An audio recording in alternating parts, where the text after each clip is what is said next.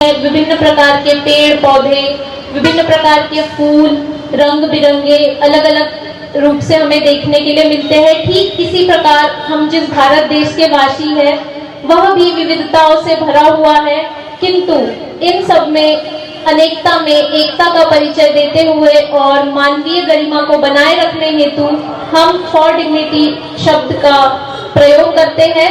तो एक बार पुनः मैं आप सभी से सुनना चाहूंगी, फॉर डिग्निटी।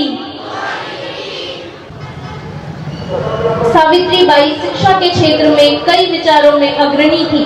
छात्र व शिक्षक अपने परिवार व दोस्तों के साथ एकत्रित होते हैं और अनेक सांस्कृतिक गतिविधियों जैसे गायन, नृत्य, नारे, प्रश्नोत्तरी, नाटक आदि में भाग लेते हैं, जो शिक्षा और शिक्षकों के महत्व पर जोर देते हैं और सावित्रीबाई के योगदान को याद करते हैं। आइए इसी योगदान को याद करते हुए मैं यहाँ आमंत्रित करना चाहूंगी हमारे साथियों को, वे सावित्रीबाई की तस्वीर लेकर मंच पर आए और हम अपने भाव उनके प्रति प्रकट करते हुए उनके यादों के साथ स्वागत कीजिए। आओ रे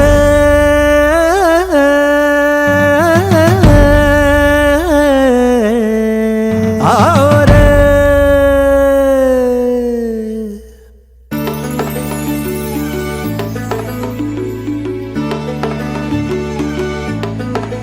आओ रे आओ रे आओ रे आओ रे शिक्षा लेने आओ रे आओ शिक्षा लेने आओ रे। ओ छोड़ छोड़ दासता अज्ञान की, ओ छोड़ छोड़ दासता अज्ञान की, ज्ञान मशाल जलाओ रे। शिक्षा के क्षेत्र में क्रांति लाने वाली सावित्रीबाई फुले, जिनके सम्मान के लिए यहाँ पर हमारे बीच उनकी तस्वीर लेकर ये बच्चे उपस्थित हुए हैं। ये पुष्प समर्पित होते हुए आप लोगों की तालियों की गड़गड़ाहट रुकनी नहीं चाहिए। ये आपके भाव प्रकट करती है कि आप कितना सम्मान व्यक्त कर रहे हैं सावित्रीबाई फुले को। कोई तुम्हें कमजोर समझे इससे पहले तुम्हें शिक्षा के स्तर को समझना होगा। सावित्रीबाई फुले यही सोच रखती थी, उन्होंने भी यही सिखाया है। एक टहनी एक दिन पतवार बनती है, एक चिंगारी दहक जाए तो अंगार बनती है, जो सदा रौंदी गई बेबस समझकर एक दिन मिट्टी वही मीनार बनती है, एक दिन मिट्टी वही मीनार बनती है। इसी कड़ी को मैं आगे बढ़ाते हुए ओपनिंग मार्क के लिए स्वागत भाषण के लिए डीआरसी कल्पना पवार मैम को बुलाना चाहता हूँ। आइए समझते हैं कि हम सावित्रीबाई फुले की जयंती पर राष्ट्रीय शिक्षक दिवस क्यों मना रहे हैं।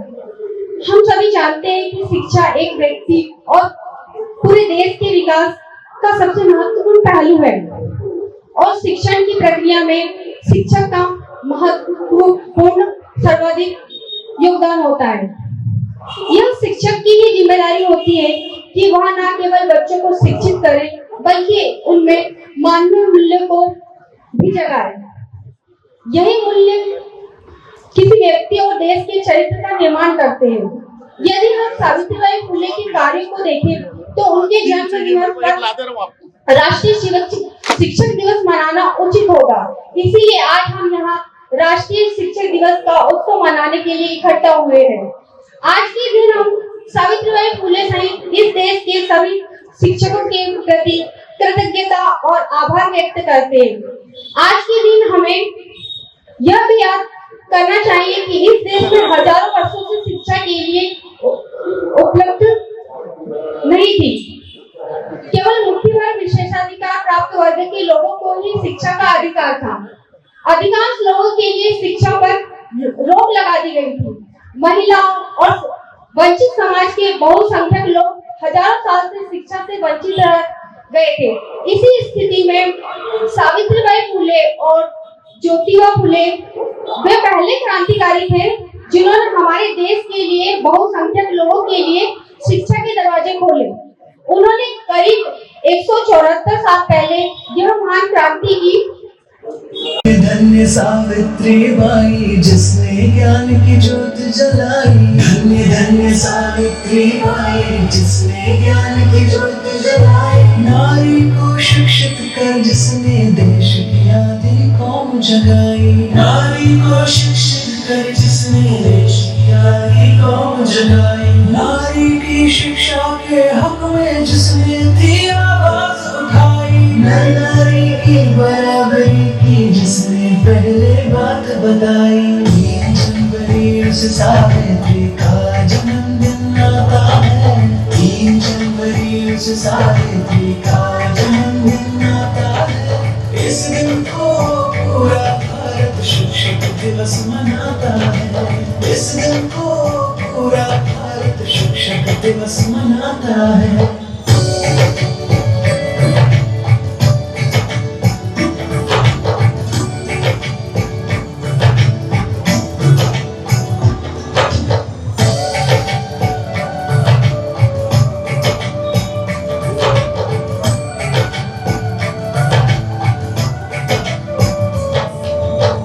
धन्य धन्य सावित्री जो लड़ती रही तूफानों में। सावित्री झुकी नहीं जो धमकी और अपमानों में। सावित्री खड़ी रही जो नारी के सम्मान में।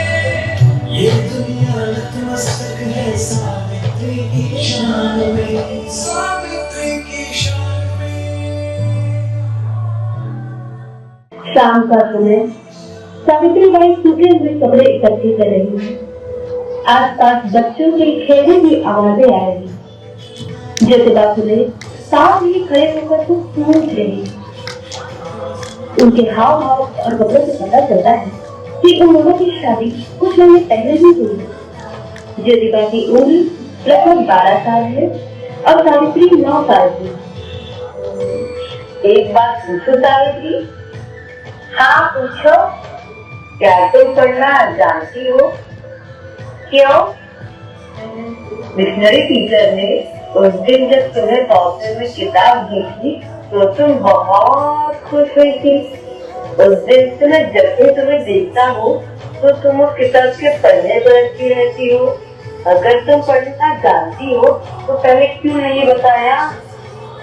नहीं बाबा, मुझे सच में पढ़ना नहीं आता। सच में?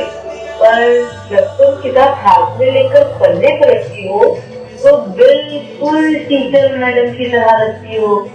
सच कहूँ मुझे यह सब देखकर बहुत अच्छा लगता है। तुम्हें सच में अच्छा लगता है? हाँ बहुत अच्छा लगता है। तुम्हें पढ़ने का मन करता है? हाँ करता है, पर सच में मुझे पढ़ना लिखना बिल्कुल ही नहीं आता। तुम पढ़ोगी? नहीं रे बाबा, माँ कहती है लड़कियों को पढ़ाई लिखाई नहीं करनी चाहिए, इससे भगवान नाराज हो जाते हैं।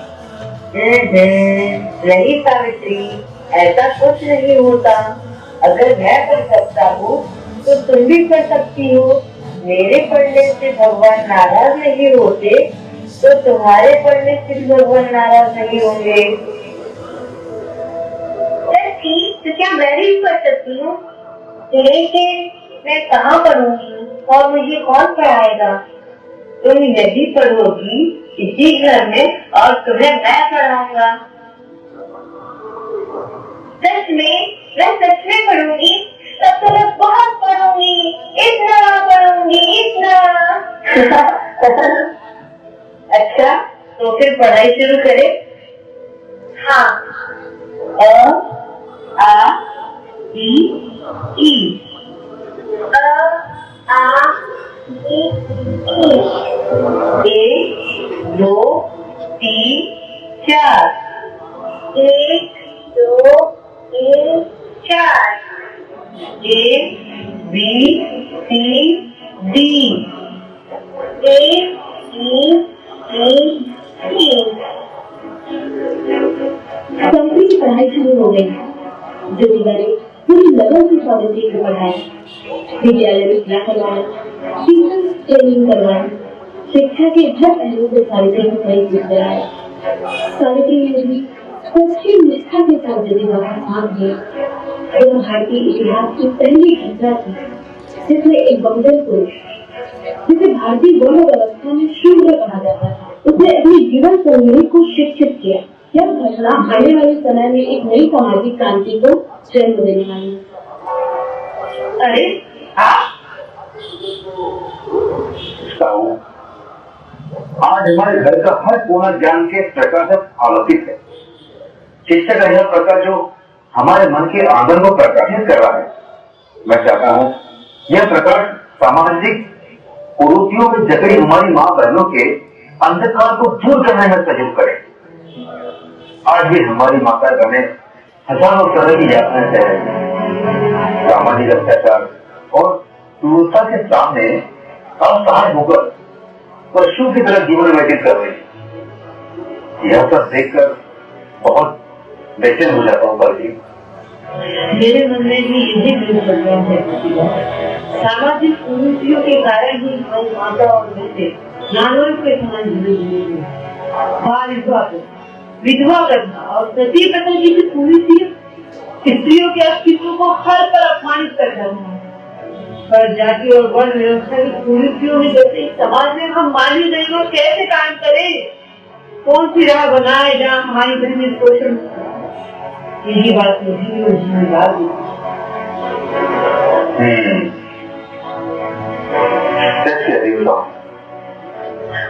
एक रास्ता है शिक्षा का रास्ता।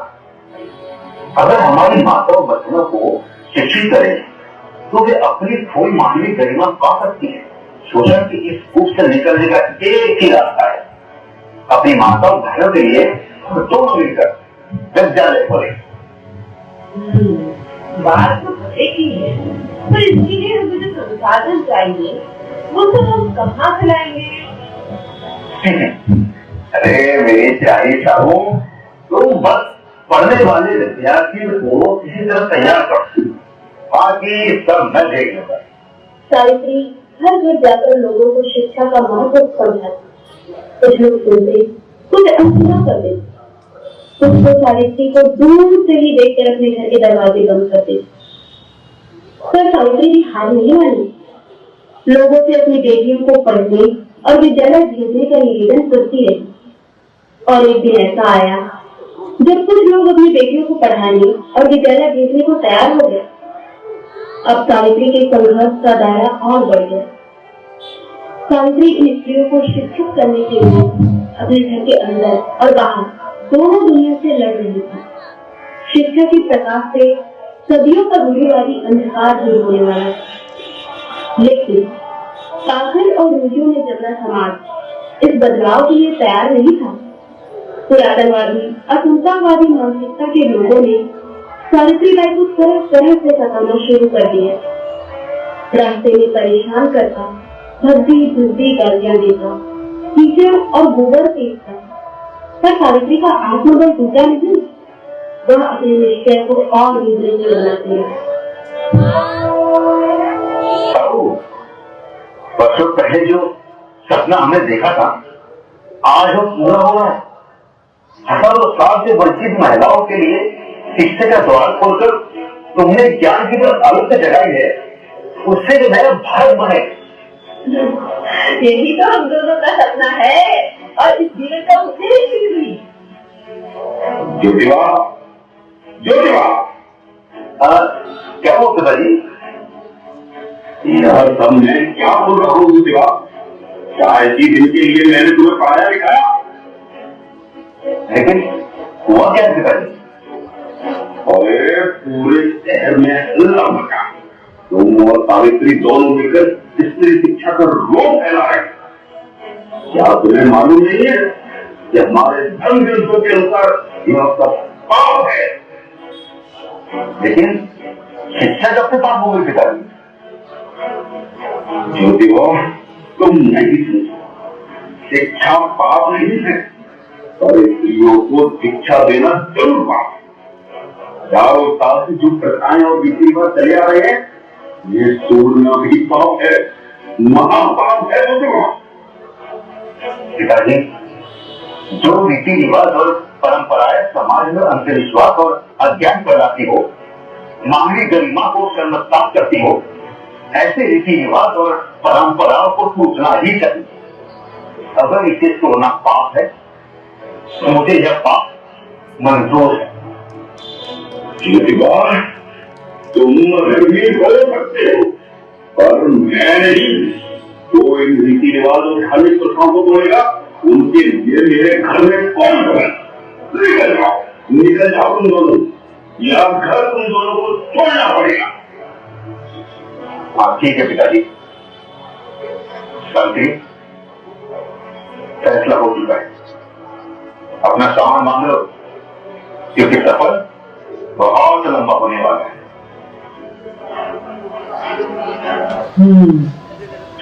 हमें घर छोड़ दो, अब विद्या भी कहाँ चलाएंगे?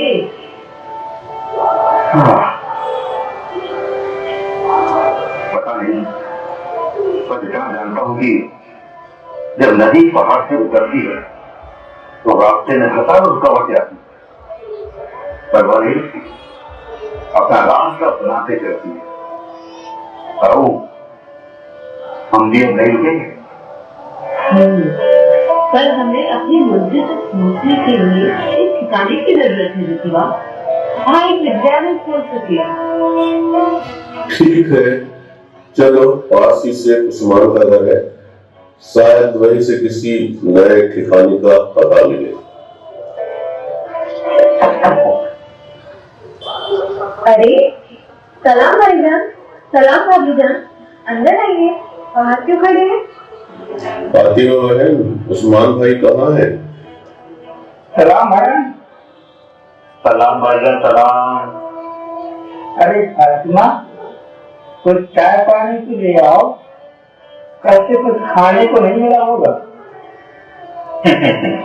लगता है भाईजान तुम्हें सब पता है।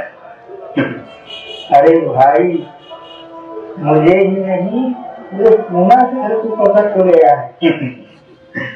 चलो यह भी अच्छा ही हुआ। अब अगर हम कहीं जाएंगे तो एक किस्सा बार बार बताने की जरूरत ही नहीं पड़ेगी। अच्छा हुआ भाईजान, भाभीजान को साथ इस तरह कहाँ कहाँ भटकेंगे? अब ये लोग कहीं नहीं भटकेंगे फातिमा। ये दोनों जो काम कर रहे हैं उस काम के लिए भटकने की नहीं, बल्कि एक जगह टिकने की जरूरत है। भाई, अगर कोई ऐतराज ना हो तो आज से तुम लोग इस घर में रहो और यहीं अपना विद्यालय चलाओ। सच में भाईजान? भाई हूँ तुम्हारी पसंद और नापसंद को अच्छी तरह जानता हूँ। सावित्री, फातिमा रात दिन मुझसे तुम्हारे बारे में पूछती रहती है, आपसे तुम्हें इसका मार्गदर्शन करूँ। ज्योतिबा, समाज के लिए अच्छा काम करने वाले बहुत कम लोग होते हैं, लेकिन अच्छा काम करने वाले लोगों का साथ देने वालों की कमी है। और मुझे विश्वास है तुम और सावित्री जो काम कर रहे हो उसे इतिहास कभी नजरअंदाज नहीं कर पाएगा। ऐसे ही प्रयासों से एक नया भारत बनेगा, आधुनिक भारत, शिक्षित भारत।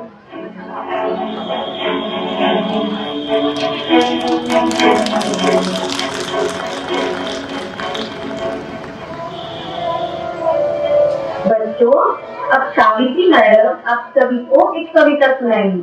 आप लोगों को वही कविता पीछे पीछे दोहरानी है।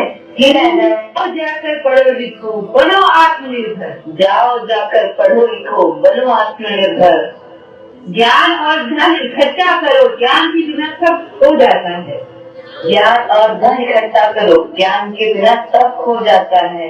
ज्ञान के बिना हम जानवर बन जाते हैं, ज्ञान के बिना हम जानवर बन जाते हैं। जाओ शिक्षा लो, दमित और त्याग दिए गए लोगों के दुखों का अंत करो। जाओ जाकर शिक्षा लो, दमित और त्याग दिए गए लोगों के दुखों का अंत करो। तुम्हारे पास सीखने का सुनहरा मौका है। जाओ जाकर पढ़ो लिखो, जाओ जाकर पढ़ो। जाओ जाकर पढ़ो लिखो, जाओ जाकर पढ़ो लिखो, जाओ जाकर पढ़ो लिखो।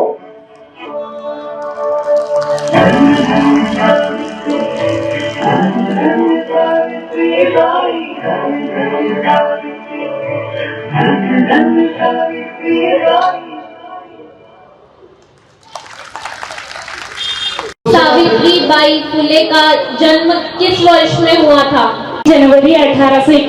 31 में। बिल्कुल सही जवाब, एक बार जोरदार तालियां हो जाए इनके लिए। सावित्रीबाई फुले का जन्म किस स्थान पर हुआ था? मेरा नाम साधना यादव है, सतारा जिले में हुआ था, महाराष्ट्र के। बिल्कुल सही जवाब है। सावित्रीबाई फुले की उम्र क्या थी जब उन्होंने ज्योतिबा राव के साथ मिलकर लड़कियों के लिए पहला स्कूल खोला था? हाँ, ये इधर से एड्रेस हुआ है कि बच्चे पहले प्रश्न से ही हाथ उठा रहे हैं। इसके टैलेंट को हम लोग अप्रिशिएट करते हैं। अपना नाम बताओ बेटा पहले। My name is Chaitanya Malviya. I am class third moon. 17 वर्ष। बिल्कुल सही जवाब। आइए मंच तालियां पर। बच्चे के लिए।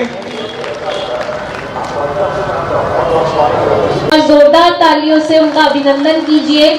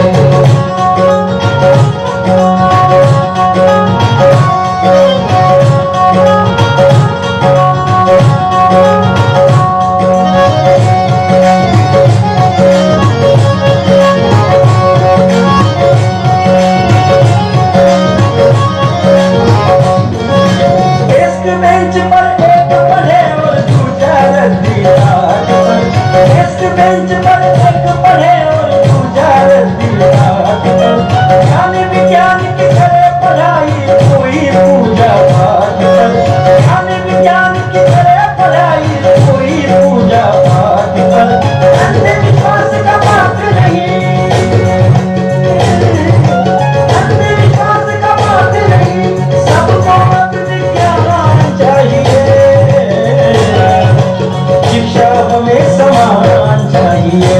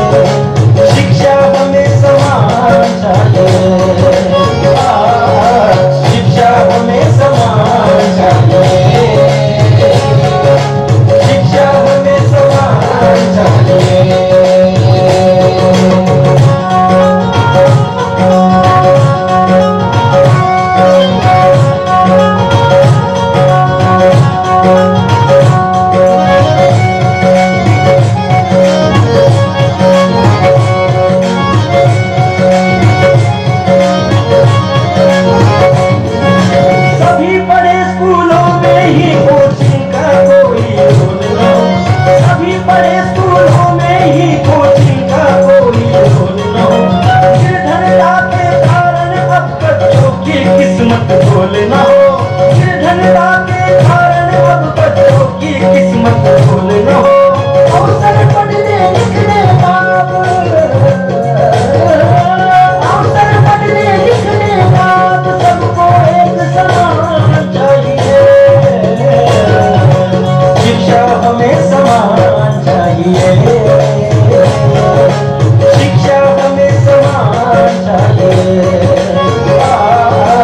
शिक्षा हमें समान चाहिए, शिक्षा हमें समान चाहिए।